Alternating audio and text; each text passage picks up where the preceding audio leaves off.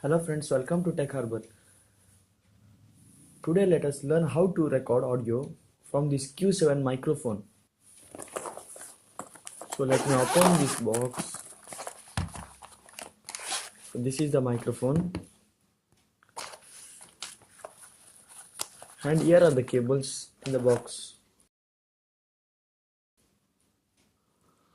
So this is the USB charging cable and this one is the audio recording cable. Now I will connect the microphone to my mobile.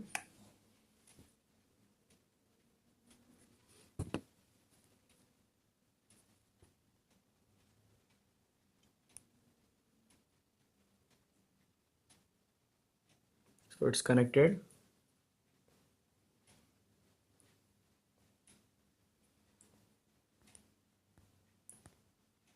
Now I will record audio by using this microphone. So I should connect this cable, audio recording cable, to the phone and the other end to the microphone. So now I will start the audio and let me record. Hello friends, welcome to Tech Harbour. Today we will learn how to record audio using a Q7 microphone. Thank you.